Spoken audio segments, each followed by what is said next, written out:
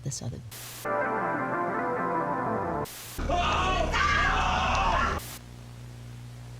The world of horror has many different genres to offer. Analog horror, found footage, ARGs, but my favorite genre is one that doesn't get a lot of attention: absurd horror. Absurd horror focuses less on traditional horror tropes like jump scares, monsters, or any obvious threats, and instead focuses on inducing fear without even letting you understand why you're feeling scared. The goal is to create an atmosphere where you feel unnerved purely because you have no idea what the hell is going on. Think of it as a horror by confusion.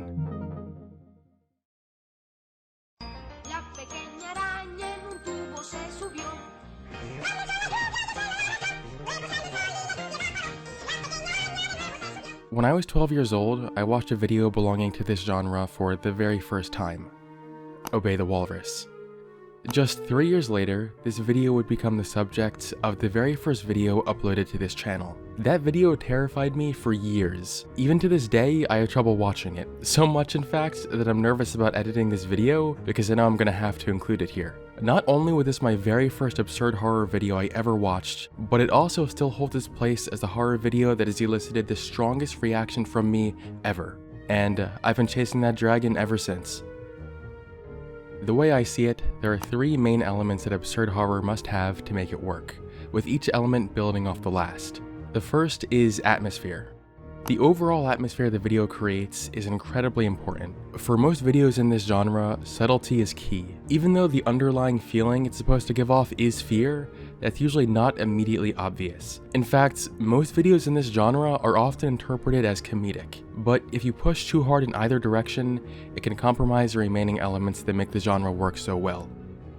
The second one is emotional mismatch. This genre of horror does best when it's able to make you feel 2 or more contradictory emotions at the same time. This usually happens when the tone of the video dramatically contrasts with the narrative aspects of it. When you subconsciously try processing these emotions at the same time, it causes discomfort because it just doesn't work. It'll be a little bit more clear what this means later on.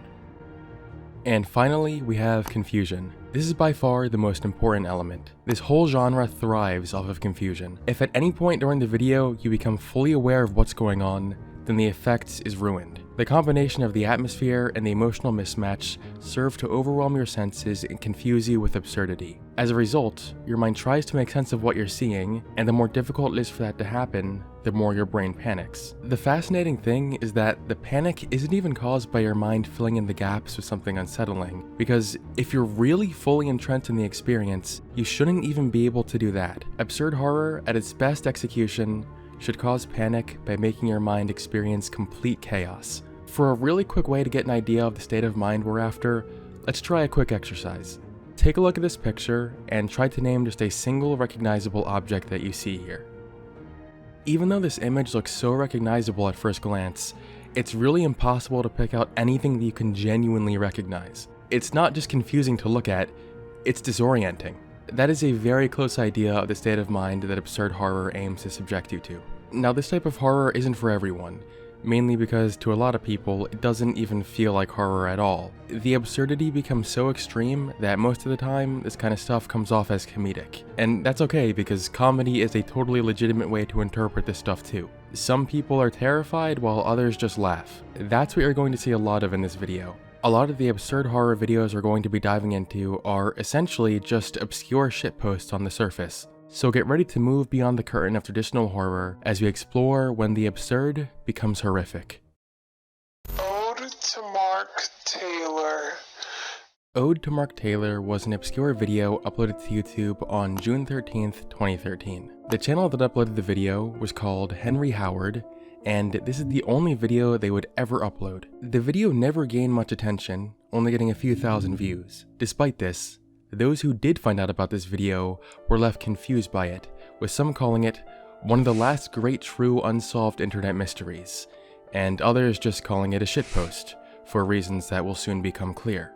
The video opens with a text card that reads, "Mark Taylor is real. I met him at a Tim Allen from Home Improvement show in New York City. I thought I loved him, and he told me he is Mark Taylor. I can't find him, but I have a lot to say to him. I made this video, and I hope it finds its way to him. Never forget. Henry." What follows is strange, to say the least. Thanks for leaving me stranded in New York City, you pompous, sucking, inhaling. I remember the things that you did. Oh yes, I remember.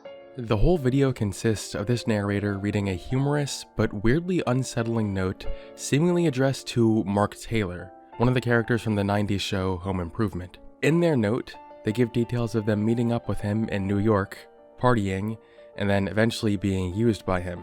Despite how obviously comedic a lot of this comes off as, a lot of this actually does get really dark, so a lot of this I can't directly show you. However, here are a few lines to get the gist of things.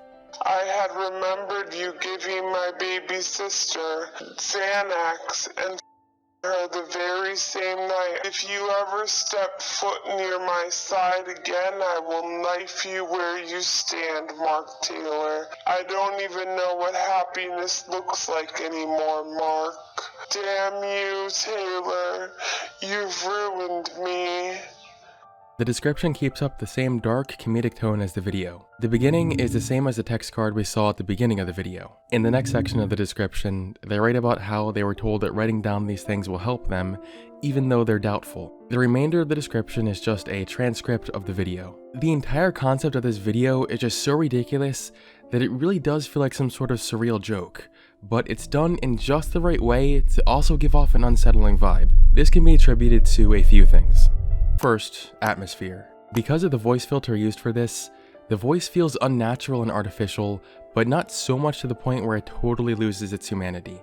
It's sort of like the uncanny valley of voices, if such a thing exists. If you pair this with the monotony of the slideshow shown to us on the screen, it all starts to feel almost hypnotic. It's strangely calm and unnoteworthy, which feels unsettling when you compare it to the things the voice is actually saying. Which brings me to the next element that adds to the unease. Emotional mismatch. The writing is so over the top that it must be meant to be absurd and goofy, yet it's also talking about very dark and disturbing topics, so it feels weird to laugh. Like it's supposed to be funny, but we're not actually given permission to laugh at it because of how dark it is. And it doesn't help that, despite how silly this whole thing sounds, the writing feels too personal, like we're eavesdropping on something that wasn't meant for us. And all this blends together to really make you feel one thing: confusion. You could watch this whole thing and really not be sure how you're supposed to feel about it, and the mystery surrounding this video actually amplifies that. The fact that this video has become something of an internet mystery just adds an extra spook factor to it, even though this factor is somewhat artificial. But by believing there's something more to it, the whole thing feels more sinister. And the circumstances around this video do nothing but play into that legend. It's odd that the original creator never posted anything besides this, not even a single comment or explanation. And if that isn't odd enough, only a few months after this video was posted on the Internet Mystery subreddit, the original video, along with the entire channel, was completely removed.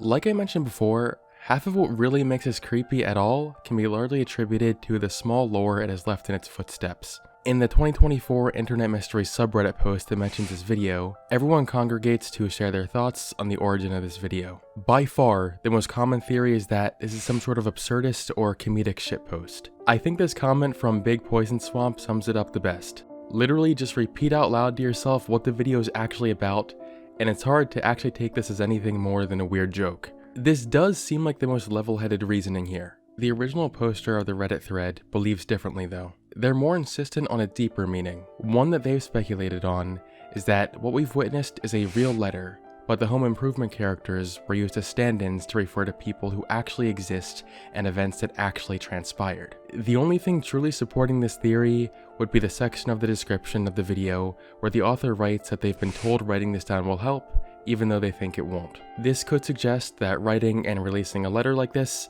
is an attempt to get some sort of cathartic release from their trauma. Other than this, there really isn't any evidence supporting this. The letter's theatrical style and absurdity make it seem more like a dramatic shitpost rather than a veiled confession. Still, the original poster of this Reddit thread has remained determined. They've tried searching for anything else posted by this person by running searches for Henry Howard, as well as other search terms derived from phrases in the video. So far, they've turned up nothing. They say they'll consider this to be truly solved if the author comes forward to explain the video. Until then, the video's beauty lies in however you interpret it.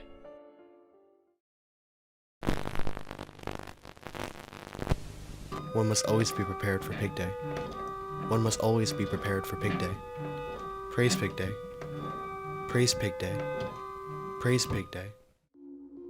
Pig Day is a YouTube video that was uploaded in 2011 by the channel Vicious516 and has received surprisingly little attention for how great it is. It's one of the greatest examples of what it looks like to create something that walks the line of being genuinely creepy while also clearly being a joke. The video serves as a sort of guide to help you prepare for your first Pig Day, which is a real day by the way. Hello. If you are watching this, then you are probably preparing for your first Pig Day. Congratulations, Pig Day. It is good. One should build a shrine for a Pig Day, preferably with pigs. The video hits you with a bunch of shots of unsettling imagery while explaining the rules of Pig Day to you, with each rule varying in its level of absurdity. Avoid going outside if at all possible. There are pigs afoot. Dreams experienced by anyone on the eve of Pig Day should not be shared with anyone in their immediate families. Weasels may be useful, but only if very ugly. Pig Day. Any image or likeness of Princess Diana is forbidden. She is not welcome on Pig Day.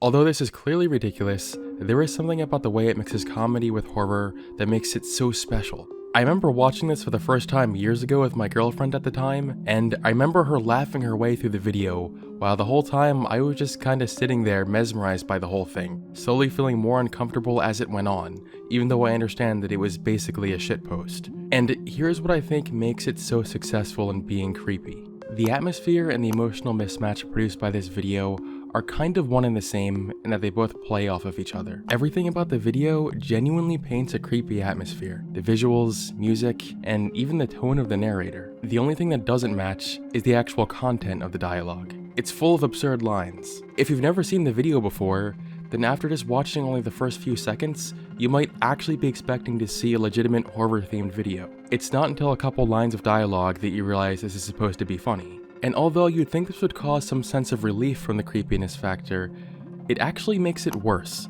You hear lines that are so clearly absurd, yet the tone remains completely serious. It's like you're waiting for a punchline that never arrives. As a result, you're not sure how to feel. This mismatch makes things feel uneasy even when you know it's not supposed to. Then comes the confusion. After you are aware this is clearly some sort of joke, the absurdity of everything that is being said still causes confusion. You know how silly everything sounds, but it's being presented so seriously that you can't help but think that maybe you're missing something. Like there's some kind of big inside joke and you're being left out of it. It's impossible to prevent your brain from trying to make sense of what it's seeing and hearing, so it works overtime to find some sort of meaning in the nonsense, which only increases the unease that you're already feeling. A lot of this video's effects also come from the careful structure of the lines. Some of the lines are so obviously absurd that they can break the creepy atmosphere altogether.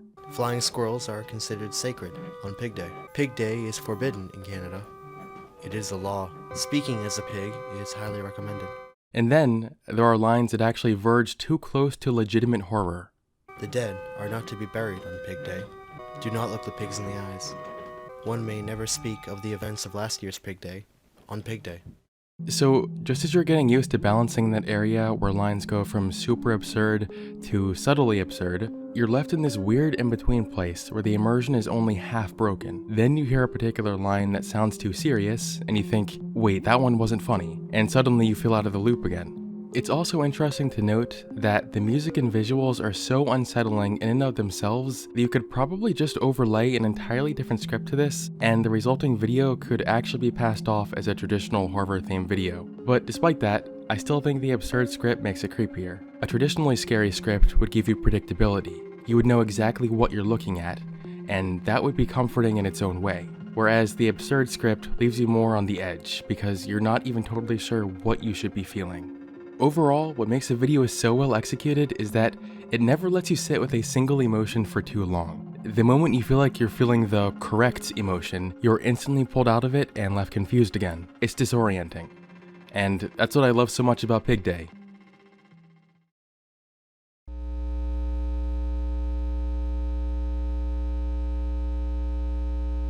Sometimes when it comes to setting a strong, memorable vibe, less is more. And that's what this next video, Bugs Bunny Rides a Rocking Horse, is known for. This video was first uploaded to a channel called RTR-TV back in 2006. It's nothing but a video recorded on a VHS camcorder of someone in a Bugs Bunny suit rocking back and forth on a rocking horse. As the video continues, the cameraman moves around a bit to get different shots, but other than that, nothing else really happens. This occurs for a whole 3 minutes before the video ends.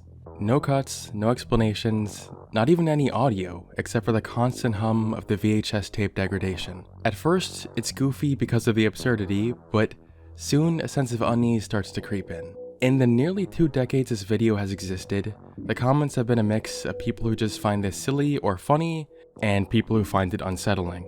So, as far as why this is creepy, this video has a lot going for it in terms of atmosphere. First, the repetition we have going on here speaks very loudly. Seeing something like this for only a few seconds is easy to dismiss as silly, but when it just goes on, it starts to feel off. It's like you're waiting for something to happen, but nothing ever does. I also think the whole found footage / analog horror vibe it has going on has a lot to do with the feeling it gives off. Analog horror has become such a popular thing these days, especially to a younger generation who may just really not be used to seeing actual videos that were recorded on these types of cameras. So when they see anything like this, it immediately reminds them of a horror-like atmosphere. In addition to that, the whole VHS aspect also makes it feel like this really is just some sort of normal home video, almost like you're watching something that wasn't meant for your eyes. One thing that really immerses you in the atmosphere is the fact that the only audio present is the buzzing sound from the VHS audio artifacts. It not only associates what you're seeing with deterioration, but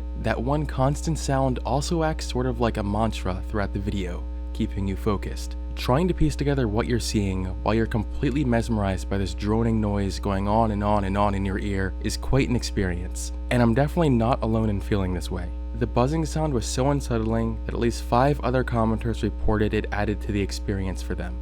Then we have the actual environment itself. Even though it's small and simple, it manages to be a lot on the eyes. First of all, the room is filled with clutter, which subconsciously tells you that something is wrong. It really leaves no room for your eyes to rest, visually suffocating you. Before you know it, you don't just think that something is wrong in general, you're thinking something might be wrong with the person who made the video. With all of that hitting you at once, the entire atmosphere starts to feel claustrophobic.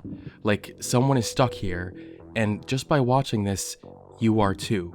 But it's not just the atmosphere causing discomfort. A lot of the eeriness comes from the subject of the video. Having a familiar, friendly character at the center of all this chaos is unsettling in its own way, because it feels like you should feel comforted, yet everything else is telling you the exact opposite. This is where the emotional mismatch comes from. There's so little emotion or body language under the suit. The slow rocking and lack of any serious interaction, other than waving, is so monotonous that it feels ritualistic.